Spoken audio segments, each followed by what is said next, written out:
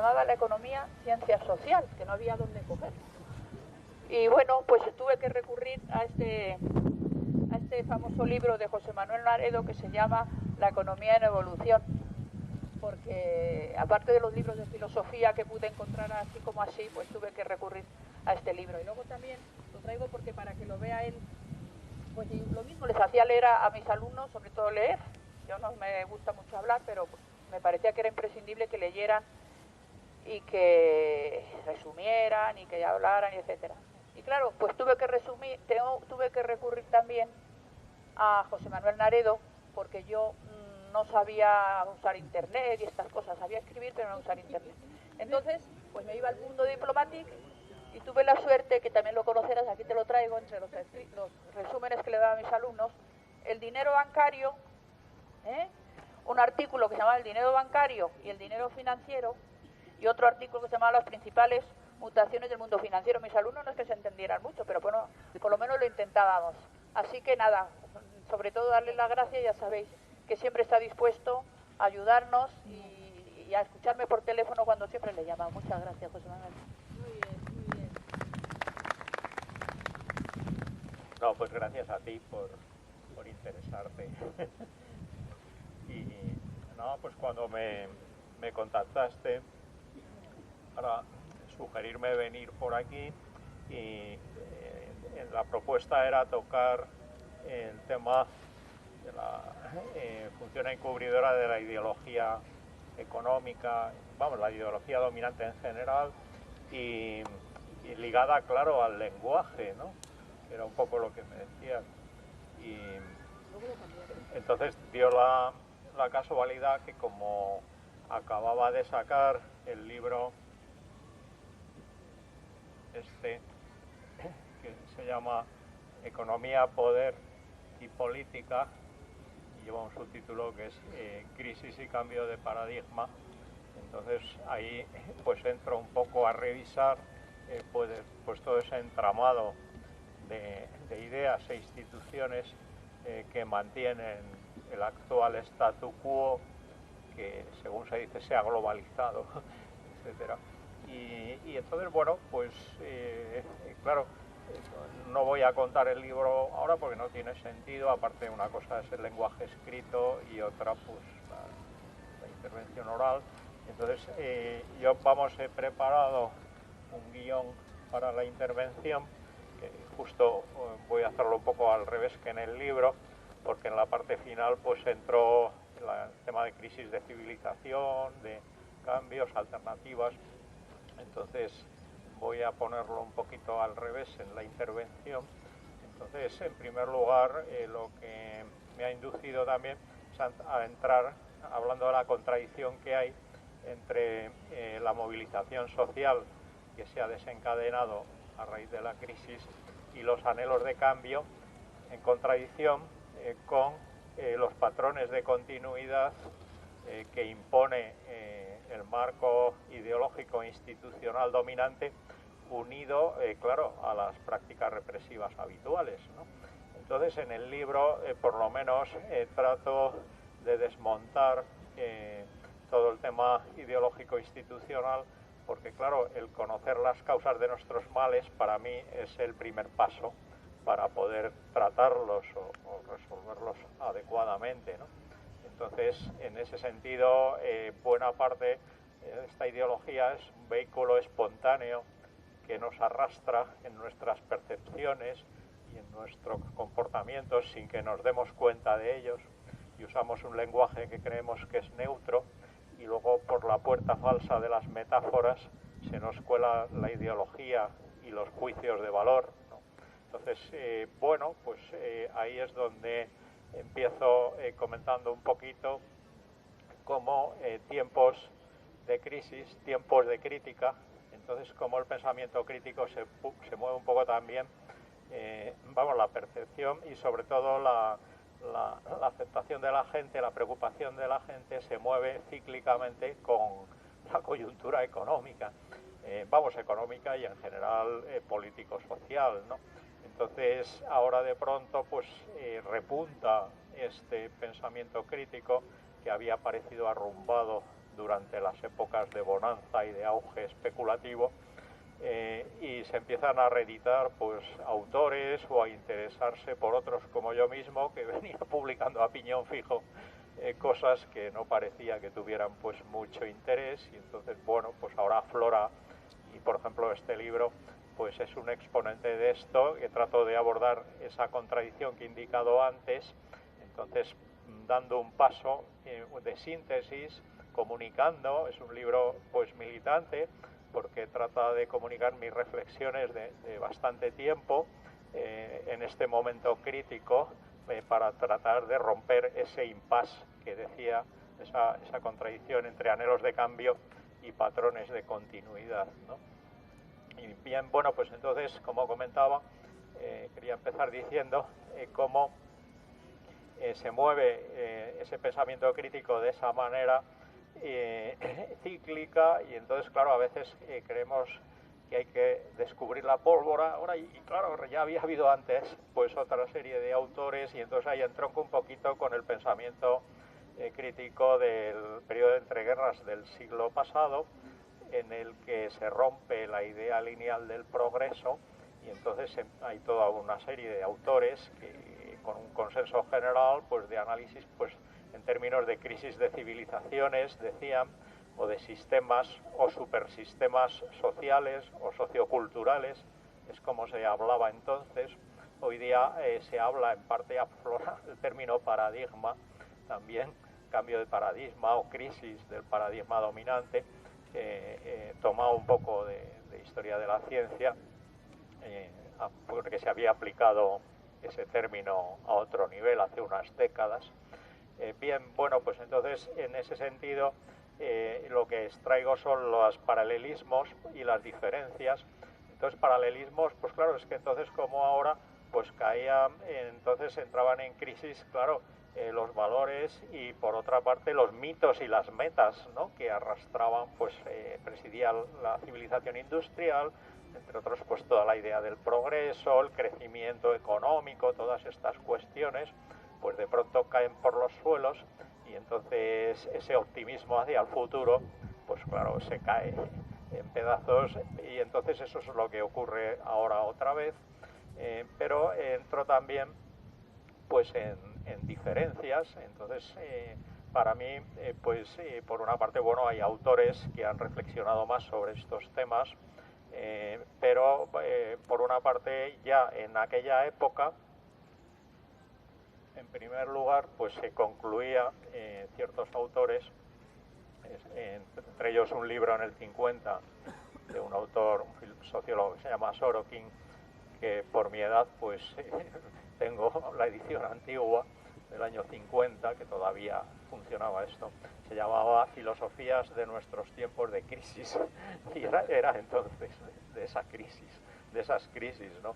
Y entonces concluía en síntesis pues que la historia de la humanidad ha sido testigo de un número pequeño de supersistemas culturales o civilizaciones que se han manifestado de forma unitaria, diferenciándose unas de otras. Y, por ejemplo, la modernidad, pues claro, todo esto se difiere claramente, claro, pues del mundo medieval, de toda la ideología que presidía, etcétera, o el Imperio Romano, etcétera. Bueno, pues ya vemos que hay diferencias claras, ¿no?, que cabe acotar, y que estos sistemas se han apoyado en premisas mayores o valores últimos que articulan la interdependencia de las partes. Aquí vamos a ver que este supersistema actual, pues el núcleo duro en el que se apoyan las partes, pues es lo que trato de desmenuzar en el libro, con sus nociones de sistema económico, de sistema político y de individuo y sociedad a la cabeza. Y entonces, en tercer lugar, pues que se ha caracterizado por ser sistemas selectivos que toman lo análogo, rechazan lo diferente, que evolucionan sucediéndose unos a otros, o sea que nacen, se desarrollan y mueren, ¿no? Entonces, tras seguir fases de auge, decadencia o desintegración. Entonces, claro, esa idea de que ya pues todo el mundo va a seguir con una foto fija del presente, vamos, es de un absurdo manifiesto, ¿no? Porque no hay más que mirar un poquito en la historia de la humanidad, y querámoslo o no, la historia cambia, ¿no? Entonces, otra cosa es hacia dónde, ¿no? Es la cuestión, pero que cambie, eso se dice, no solo es posible, sino que es impepinable, ¿no? Entonces, claro, hay que estar muy a la defensiva para reivindicar, no, el cambio, pues otro mundo es posible. Joder, no es posible, es impepinable. Otra cosa es que sea mejor o peor que el actual desde algún punto de vista, ¿no? Que sin duda, pero que es impepinable. Entonces yo creo que, claro, esa divisa para mí ya es una divisa a la defensiva, que se ve que se ha perdido mucho en ese sentido. Bien, bueno, pues entonces, dicho esto de estos autores que concluían en aquella época en este sentido, pues podemos decir ahora, como presupuestos de nuestra reflexión, que la ideología orienta nuestros enfoques y percepciones y comportamientos, y ya lo he dicho, sintetizo, que un determinado enfoque subraya ciertos aspectos, pero por fuerza soslaya otros, y si se tilda incluso de científico, hasta puede cuantificar cosas y tal, pero claro, a costa de soslayar otras. De ahí que eso es lo que ocurre con la ideología económica dominante, que su principal función para mí es encubridora, es decir, es encubrir pues otros aspectos de la realidad distintos de los que sintetiza. Y la percepción del presente y del pasado, claro, condiciona la imaginación del futuro y las posibilidades de cambio. Si se ve toda la historia desde de esa ideología actualmente dominante, luego se sigue viendo el futuro también y parece que no hay salida, claro, porque estamos con anteojeras y estamos viendo desde ese prisma pues todo, tanto el pasado, el presente y el futuro, ¿no? Y entonces, para trascender esa ideología y esos enfoques hoy dominantes, ¿qué podemos hacer? Pues sobre todo lo que yo he tratado de hacer es relativizarlos. Y es, por ejemplo, el libro La economía en evolución, pues pongo en perspectiva histórica todas esas categorías, y entonces se ve que no lo habían sido en el futuro. En el pasado se ve cómo nacen, entonces se hacen hegemónicas, pero también evidentemente pues tampoco tienen por qué seguirlo siendo en el futuro, ¿no? Entonces, por lo tanto, eso es lo que vamos a hacer ahora, muy rápidamente a esbozar, en el sentido de que las diferencias respecto a la crisis las crisis esas de entreguerras y de todo esto que desembocó en la Segunda Guerra Mundial y todo esto, pues es que esos anhelos de cambio y esas cosas pues hoy día van unidas a la experiencia de falsos atajos, porque entonces se pensaba pues eso, que se tenía un optimismo revolucionario y se pensaba que un golpe de sombrero político pues podía cambiar las cosas, y entonces manejando alguna de las piezas y tal, y luego resulta que se reproducía aquello o seguía a flote, ¿no? Igual que intenta hundir un corcho ahí y luego otra vez sale y dice, pero bueno, ¿qué es esto, no? Entonces veíamos otra vez que afloraban los despotismos con distintos ropajes, etcétera, etcétera, y eran experiencias pues que bastante lamentables, porque en parte todo esto es pues, ha desembocado lo del socialismo real, que la última atacada pues son los regímenes despóticos del Magreb, ¿no? Entonces dices, bueno, pero es que esto ni siquiera se ha generado un Estado de Derecho, ¿no? Sino que se encaraban por ahí unos despotismos y claro, ahí falla algo, ¿no? Falla algo. Entonces, claro, no podemos, entonces, por lo tanto, desde esas ideas y de esas instituciones dominantes tratar de cambiar el mundo, porque nos sale otra vez el mismo, que es un poco la historia. Entonces, en el libro, sobre todo, doy vuelta sobre esto y entro en lo que considero el núcleo duro de la ideología económica dominante, que se arrastra desde la Ilustración y se afianza con las nociones de sistema económico, de sistema político y de individuo y de sociedad sobre lo que reposa. Entonces hay que ver que en la modernidad pues lo que genera es un reduccionismo y derivado pues de un racionalismo ingenuo. Es el dualismo cartesiano que se dice, entonces individuo y sociedad, ya pienso, luego existo, está por alguna parte la razón como descolgada del mundo real, y es capaz de razonar pues sobre ese mundo, y entonces aparece como una disociación entre la especie humana o entre hombre y naturaleza, como se decía, ¿no? Y después ya vienen pues unos enfoques parcelarios que van separando las partes, etcétera, y entonces se generan racionalidades parcelarias que nos han arrastrado pues a una sinrazón global, ¿no? Que es un poco a donde hemos ido a parar. Entonces, en ese sentido, en primer lugar, ese racionalismo y realismo ingenuos nos llevan a un enfoque analítico parcelario con ese enfrentamiento hombre-naturaleza, pero también otro, curiosamente, individuo-sociedad, porque se propicia a un individuo que se supone que es el rey de la creación y luego tiene, claro, joder, la molestia y el gran engorro de tener que compartir con más gente. Y dice, pero bueno, si no hay individuo presocial alguno, el individuo se forma en sociedad y por eso existe, tiene padres, madres, etcétera, familia, quiero decir que tiene relaciones y adquiere un lenguaje, claro, por eso es que si no, no tiene ningún sentido. Y entonces, bueno, pues eso es lo que se genera como esa idea de individuo enfrentado a la sociedad o ese hombre enfrentado a la naturaleza. Y entonces si hay divorcios, pues es entre ecología y economía o entre mejorar la calidad de vida a costa de deteriorar el ambiente. Y dicen, bueno, que sin razón es esa, con la dimensión que tiene la especie humana en el planeta, hace falta tener una mente pues demasiado mezquina o parcelaria para pensar que se puede mejorar de verdad la calidad de vida deteriorando el ambiente, ¿no? Dices, es que eso es una sinrazón. Entonces, bueno, pues como digo, ya, pues eso se plasma en primer lugar la idea de sistema político, sistema económico, individuo y sociedad. Y entonces, bueno, curiosamente, no, es que la modernidad pues ha sido echada por tierra por el pensamiento posmoderno, todo esto.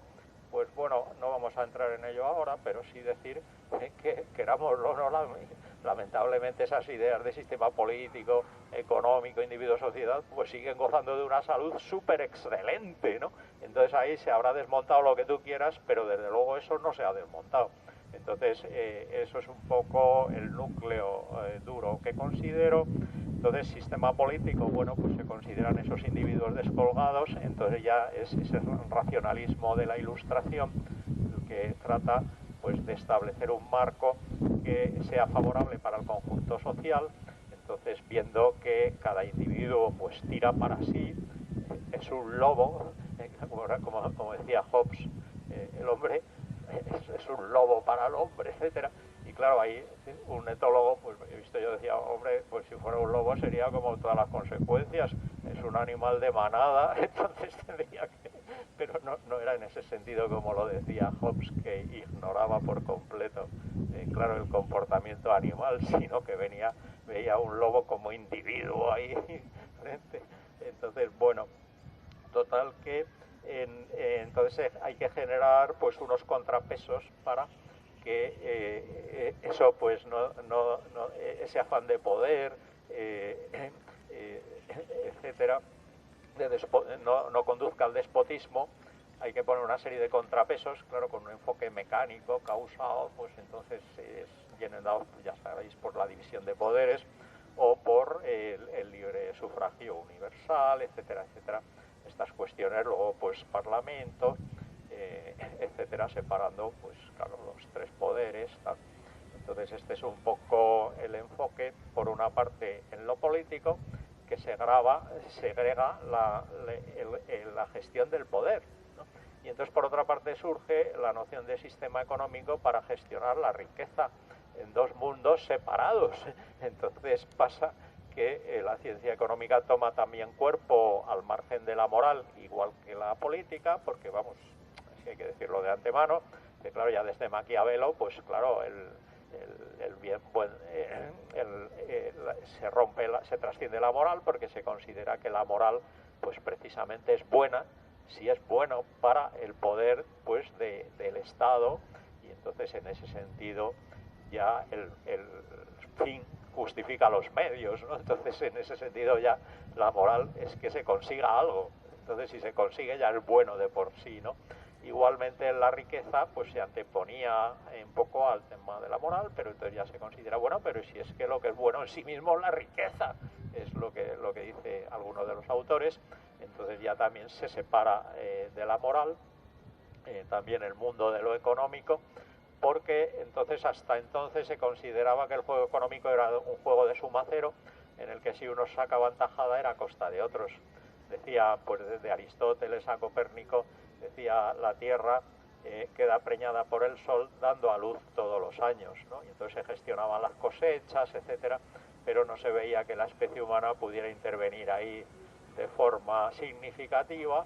Entonces se trataba de gestionar eso. Sin embargo, ya después es la idea de que sí puede intervenir acrecentando la producción, y viene ya por lo tanto la noción de producción como metáfora unida a toda la mitología del crecimiento. Digo metáfora ¿por qué? Porque se pensaba que estaba asociada a la madre tierra, y hoy día en la civilización industrial el grueso son extracciones, no son para nada producción, extracción de la corteza terrestre, de petróleo, de todos los minerales, que es la principal fuerza geológica que mueve más tonelajes la especie humana, ¿no? En esas extracciones. Y luego lo mismo que era producción, se fuerza inyectando por ahí cantidad de medios químicos, agua, etcétera, que ya ni siquiera es renovable, ¿no? Entonces vemos pues que se sigue manteniendo como metáfora, que yo lo llamo, en ese sentido es un libro de metaforología, se llama metáfora absoluta. Es decir, es una metáfora que sin razón alguna, porque eso no tiene ninguna razón, llamar a un cajón desastre de actividades, que la mayoría son extractivas o elaboradoras o de algo, producción a todo eso. Entonces lo que comunica es ideología sin razón alguna, ¿no? Y valoración positiva de todo eso que cae dentro del cajón desastre de la producción, de que parezca que cualquier actividad económica tiene que ser buena por principio, porque se mete dentro del cajón desastre de la producción, y entonces cualquier empresa que se cree buena de por sí, etcétera, etcétera, se ve todo en positivo, ¿no? Entonces, aunque hoy día lo que predomina precisamente es la empresa meramente instrumental, que se saca el dinero, se va con la música a otra parte, dejan por ahí el muerto, como son junto a todas las ruinas modernas que hay por el territorio, de megaproyectos abandonados, inmobiliarios y de todo tipo, pues están unidos con la ruina de las inmobiliarias y las empresas que han arrastrado a la ruina a los bancos. Entonces esas empresas eran instrumentales, señores. Entonces ahora pues se sigue un poco todavía con la misma historia, no, a ver, que viene Eurovegas, no sé qué, que es bueno, pero hombre, por Dios, es como si te hacen el timo de la estampita 1000 veces seguidas y sigues cayendo. Hombre, por Dios, es que esto parece que no tenemos experiencia de lo que ha pasado. Bien, pues entonces resulta que lo económico ha derivado para encubrir precisamente esa adquisición de riqueza, que es lo que predomina, sobre todo por el predominio de la financiarización y el juego, pues en este país sobre todo, inmobiliario constructivo, claro que son plusvalías, y la construcción es meramente de inmuebles e infraestructuras, son colaboradoras necesarias de ese negocio inmobiliario que se obtiene mediante esas plusvalías, y ya han sacado la plusvalía y se han ido con la música a otra parte. Luego dejan la ruina por ahí y entonces queda el país endeudado, etcétera. Pero los otros ya se han ido, han sacado tajada, ¿no? Bueno, pues entonces este es un poco el panorama hacia el que ha ido derivando esa economía de la adquisición de riqueza cada vez más potente, y entonces esa metáfora es una metáfora claramente encubridora de esa realidad manifiesta, claro que está estrechamente vinculada al latrocinio y entonces a la moral, ¿no? Porque entonces dices, pero bueno, ¿qué es esto, no? Entonces nos damos cuenta que ahí, claro, la política y la economía no eran dos mundos separados, sino que se ejerce el poder para imponer Eurovegas y para oponer el otro megaproyecto, etcétera, etcétera. Y entonces en ese sentido hay una simbiosis, una unión, entonces de un poder que está cada vez más vacío de capacidad autónoma y más dependiente de ese poder económico, a la vez que en el mundo de lo económico se genera una noción de sistema que no tiene ningún contrapeso para el poder. Y entonces ahí va pues el tema de los políticos conseguidores, hoy día, ¿de quién? Pues claro, de toda la plana mayor del empresariado, que es un poco a donde nos ha llevado este país, que tiene la ventaja, yo creo, de ser la caricatura pues de esta deriva adquisitiva del capitalismo a escala planetaria, porque aquí se ha manifestado pues muy bien a las claras. Bueno, pues entonces, por lo tanto, concluyamos ahí, sistema político, se le pone el apellido de democrático porque tiene unos contrapesos y tal, todo eso es cartón piedra, porque luego resulta que en esos contrapesos no se decide nada en el Parlamento ni en los plenos municipales, sino que viene atado con un consenso elitista en la trastienda entre los partidos políticos y estos poderes empresariales. Entonces todo esto de espaldas a la ciudadanía, ¿no?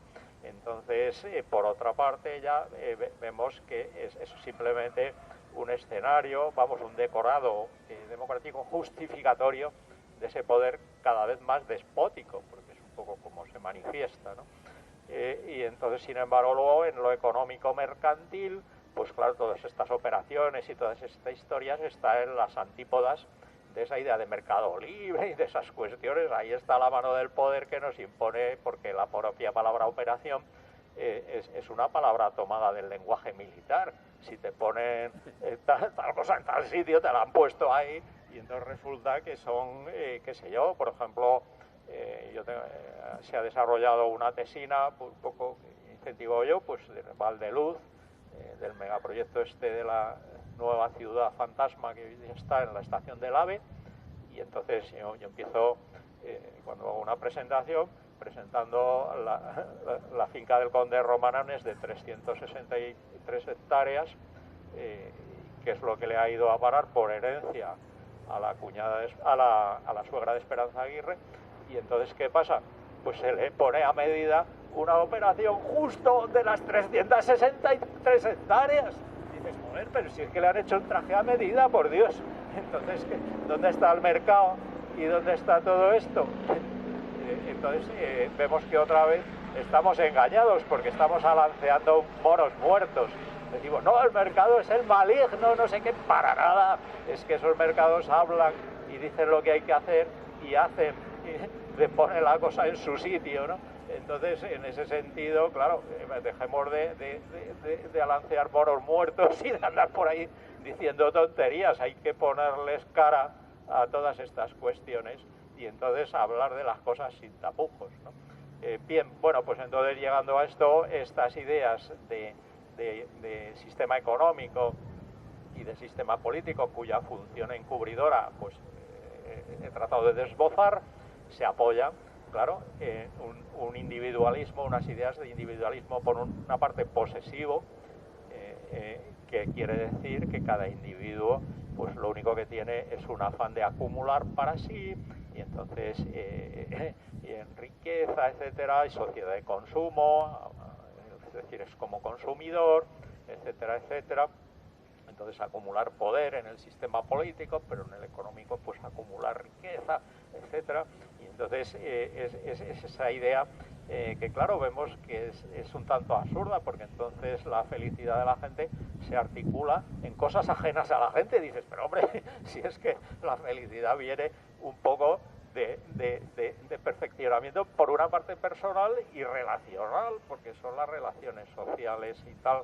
Entonces, en ese sentido, pues viene la otra pata, que es un libro que le doy cancha como referencia, es el libro de Almudena Hernando, que se llama La fantasía de la individualidad.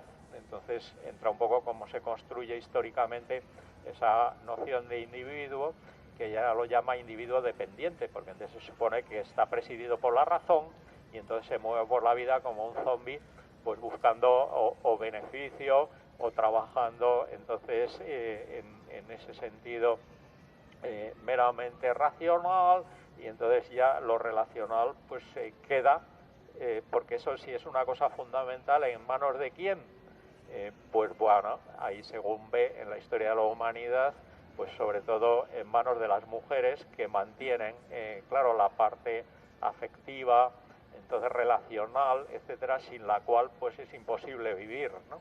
Pero entonces el lado masculino, vamos, los individuos masculinos se emancipan de eso entonces y se dedican como zombies a actividades, etcétera, etcétera, porque dejan en buenas manos ahí.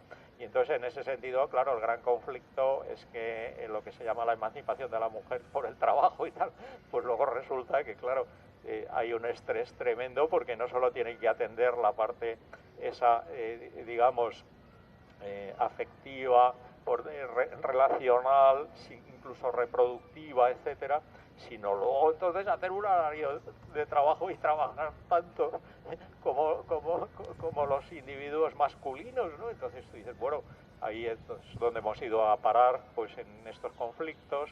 Entonces, bueno, en ese sentido, ahí en lo individual también pues ha llevado la sociedad pues a todos estos conflictos que estoy comentando.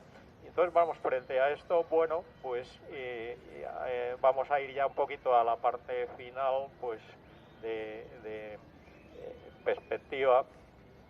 Yo creo que por primera vez pues están atando cabos, ¿no?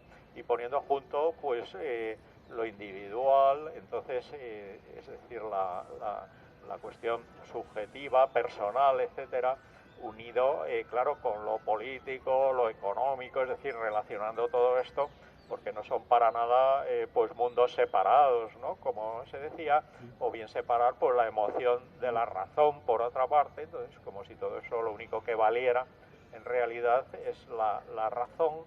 Y bueno, eso hasta en historia de la ciencia o filosofía se ve que es que, claro, la misma investigación, los descubrimientos, las cosas, pues claro, eso no puede explicarse racionalmente, ¿no? Dentro de la misma ciencia, sino que vienen precisamente por otras dimensiones, etcétera. O sea que ni siquiera dentro de ese mundo estricto de la razón de la ciencia, pues vale, ¿no?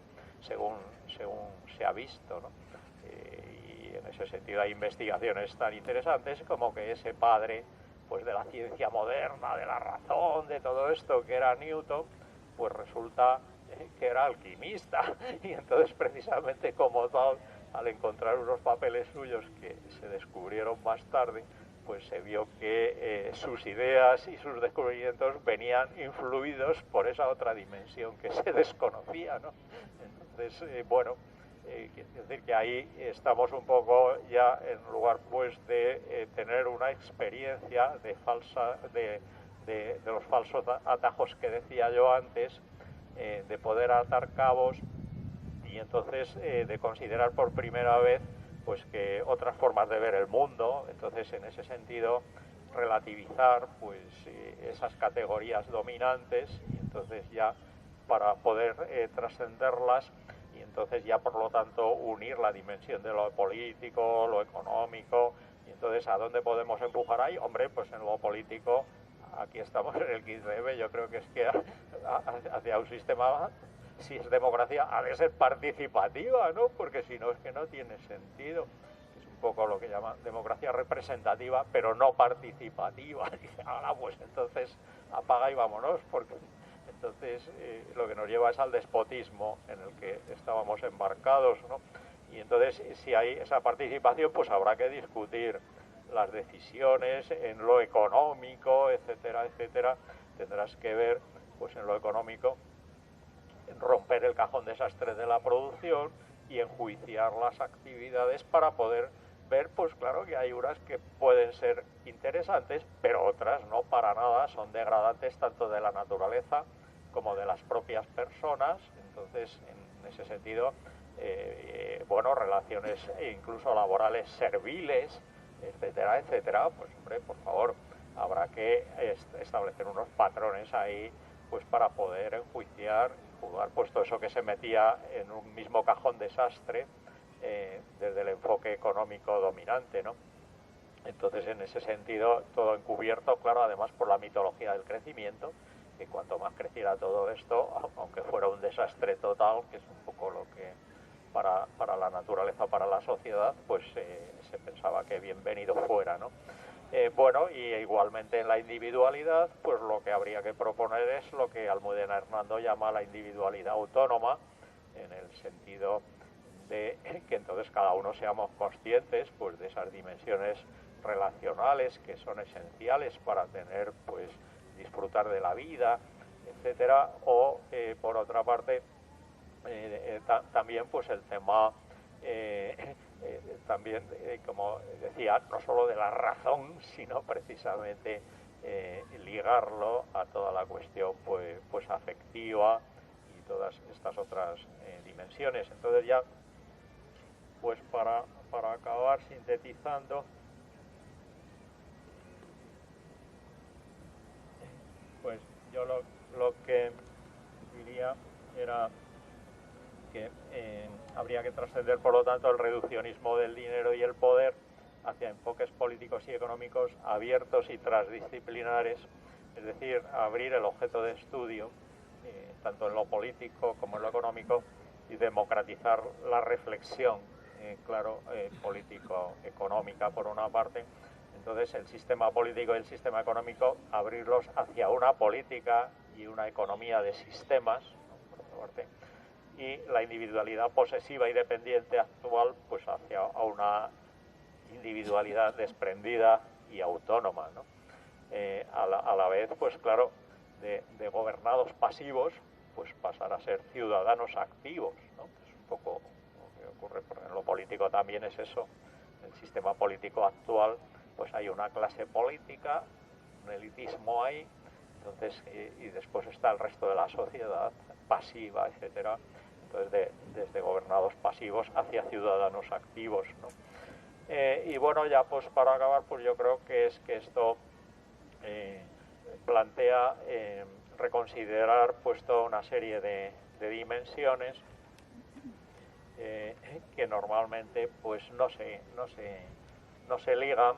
Entonces, pues que por una parte el sistema actual es una tiranía encubierta con un caciquismo democrático, que yo lo llamo, entonces que se apoya en la rivalidad, la competencia, el egoísmo, la avaricia, la desconfianza, el miedo, etcétera, etcétera. ¿Y a eso qué puedes anteponer? Pues una democracia, claro que si es tal, pues ha de ser participativa en ese sentido, y entonces que propicie la amistad, la cooperación, la solidaridad, el desprendimiento, la confianza, la libertad, ¿no? Entonces, en ese sentido, en perspectivas o alternativas finales, lo que planteo yo es que el proseguir con lo actual pues es lo que un autor, bueno, de principios del siglo pasado, Patrick Guedes, llamaba cacotopía, en el sentido de que era una especie de utopía negativa, porque el sistema actual solo es un sistema que nos conduce a la destrucción. Entonces es cacotopía, es decir, utopía negativa, ¿no? Pero frente a ello pues enfrentaba lo que él llamaba eutopía, es decir, que era buena, pero también era utópica porque no se veía, estaba tan anclada a la ideología dominante que no permitía entonces avanzar hacia ahí. Entonces, por lo tanto, pues habrá que enfrentar a la cacotopía, en la que predomina pues enfoque parcelario, tiempo lineal, espacio homogéneo, filosofía individual competitiva, democracia representativa, naturaleza, pues medio ambiente, se considera que es un mero medio ambiente. Entonces, especie humana enfrentada a la naturaleza, recursos naturales limitantes. Entonces, claro, en ese sentido, pues lo que planteo, pues habrá que reconvertir esa cacotopía hacia un sistema en el que el enfoque, en vez de ser parcelario, pues sea sistémico, el tiempo en vez de ser lineal, pues cíclico y regular, el espacio en vez de homogéneo, heterogéneo, y filosofía individual competitiva, hombre, por Dios, pues sea global cooperativa, porque es que si no, igual democracia representativa, hombre, si lo es, ha de ser participativa, ¿no? Entonces, en ese sentido, reconsiderar todo esto, naturaleza, medio ambiente, hombre, no, por Dios, si es considerar la biosfera y los ecosistemas de los que forma parte integrante la especie humana, que no está divorciada. Entonces, precisamente, igual naturaleza, medio ambiente, especie humana enfrentada a la naturaleza. pues no, hombre, fusionada o en simbiosis, ¿no? Al estar, puesto que formamos parte de ella, y entonces en ese sentido los recursos naturales, limitantes, porque todo, y entonces considerarlos sugerentes, como sugerentes, porque ahí es un poco cómo evolucionó la especie humana, donde ha sabido usar esos recursos naturales tanto para el aspecto constructivo o agrario, etcétera, etcétera, con los distintos sistemas adaptados a los distintos climas, suelos, etcétera, etcétera, en la historia de la humanidad. Los ha utilizado como sugerentes, más bien, usarlos como sugerentes, no como limitantes, ¿no? Que es un poco tal y como se ha planteado.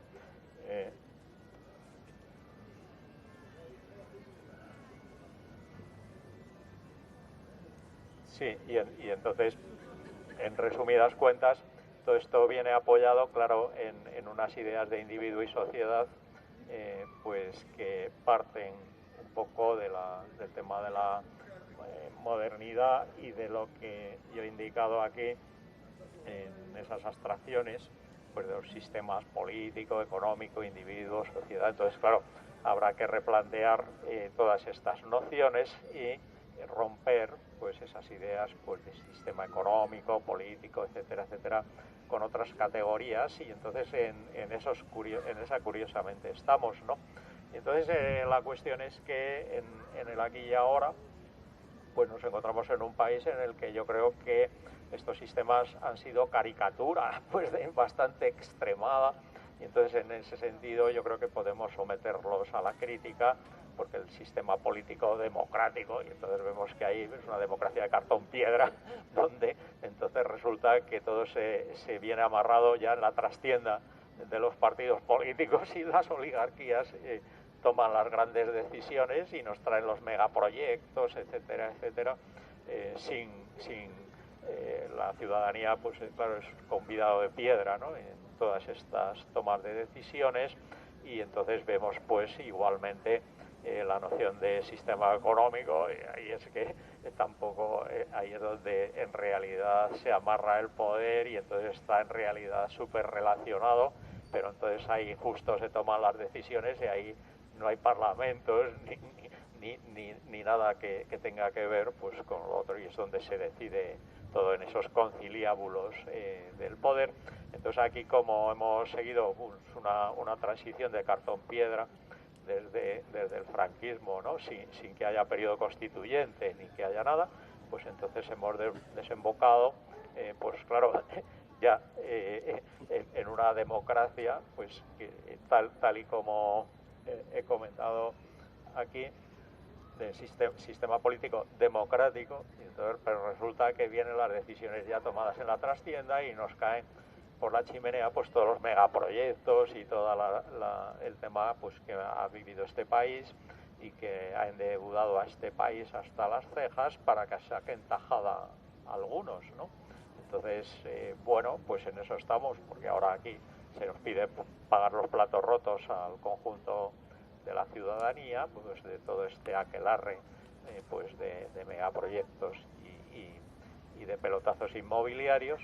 Y entonces en esas estamos. Yo creo que aquí hay una contradicción fuerte, y luego va unido al tema de la Unión Europea. Entonces resulta que allí parece en la Unión Europea que entonces se aprieta las clavijas a estos países del sur, y entonces parece que como si en el norte no hubiera, y cuando en realidad es que han estado financiando la burbuja inmobiliaria, sobre todo en los últimos años, y entonces ahora lo que quieren es sacar tajada y recuperar todo eso, caiga quien caiga, es decir, cuando ellos precisamente son los que lo han posibilitado con unas reglas del juego que entonces facilitaban pues precisamente que eso se siguiera inflando, sobre todo durante los últimos 5 o 6 años, ¿no? Porque si no, eso hubiera muerto.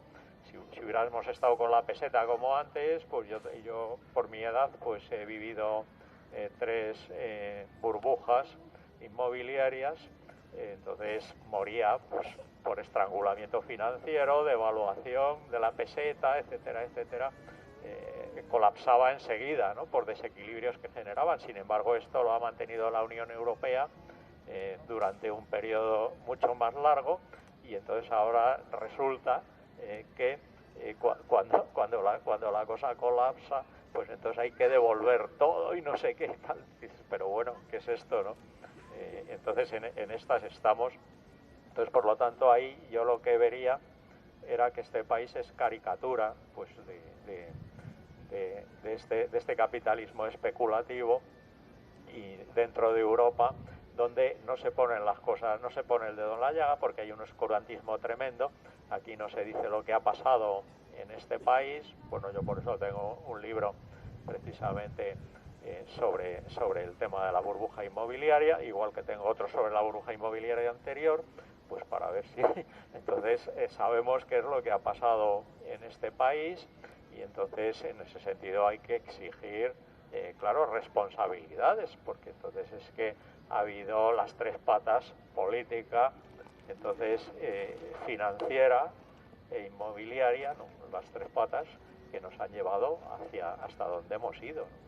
Entonces ahora el resto de la ciudadanía es el que se nos exige pagar los platos rotos de ese aquelarre, claro, de plusvalías que se han ido con buen recaudo ya todos los que han sacado por ahí, y entonces ahora los exiges apretarnos el cinturón y entonces seguir no sé cuántos años pues pagando los platos rotos de todo esto, en gran parte, claro, financiada con dinero de fuera. De ahí que la Unión Europea pues entonces plantee seguir extrayendo eso como si no tuviera parte alguna, cuando precisamente, claro, lo ha tenido como financiadora, ¿no?, de esto, y con todo el marco institucional de la Unión Europea que ha dejado seguir la cosa pues hasta donde fuera, sin freno alguno, ¿no?, porque ahí tanto los políticos propios como europeos, pues entonces alegría y optimismo, que todo cuela mientras la cosa iba, y luego ya a pagar los platos rotos, ¿quién? Pues claro, aquí los pobrecillos, ¿no? Entonces en esas estamos. O sea, yo creo que este país es caricatura pues de este modelo que he estado hablando en resumidas cuentas, y vamos ya a pasar al coloquio, si queréis. Entonces en el libro este, pues entonces Economía, Poder, Política, Crisis y Cambio de Paradigma, lo que entro es básicamente en todo el núcleo central. O sea, no entro en el aquí y ahora de España, que en realidad es una caricatura pues un tanto particular pues de esta ideología dominante, arrastrada en parte por la burbuja inmobiliaria y todos estos aspectos, que esto lo he tocado aparte, pero no entra en el libro este, que es más pues del panorama general de crisis y cambio de paradigma, entrando en el núcleo duro de esa ideología dominante, que es lo que normalmente no se discute. Por eso hasta ahora, para acabar, pues todos los intentos de subvertir la situación, pues resulta que luego se usaba entonces dentro del propio sistema pues las mismas categorías, instituciones, etcétera, y claro, difícilmente se podía salir nada nuevo, ¿no?, sino que se ha venido reproduciendo hasta ahora. Yo creo que ahora estamos por primera vez pues en disposición de plantear cosas diferentes. Yo diría, por ejemplo, en el tema del universo medieval y de todas estas cuestiones, pues estaba el diccionario crítico de Bayle de finales del siglo XVII, que ponía pues era una crítica pues del antiguo régimen, digamos, de esa ideología, pero sin embargo hasta dos generaciones más tarde no surgió la gran enciclopedia, donde ahí ya pues se replanteaba, se ataban todos los cabos con una nueva visión del mundo, que es un poco la que nos ha llevado hasta el momento actual. Entonces yo creo que ahora pues estamos en esa fase ya final, yo creo, crítica, pero ya podemos empezar a replantear pues alternativas con unas perspectivas más amplias de lo que habían ocurrido hasta ahora, para evitar pues las falsas experiencias de cambio que hemos vivido hasta el momento, ¿no? Entre otras, pues las que he indicado, pues de la crisis de entreguerras y de entonces esas filosofías a las que había hecho referencia de tiempos de crisis que había empezado comentando de entreguerras. Entonces ya, pues ahora yo creo que tenemos una perspectiva bastante más amplia, y eso es lo que intento comunicar pues en el libro este, para no seguir tropezando pues 20 veces en la misma piedra y que se siga reproduciendo lo mismo. Bueno, gracias.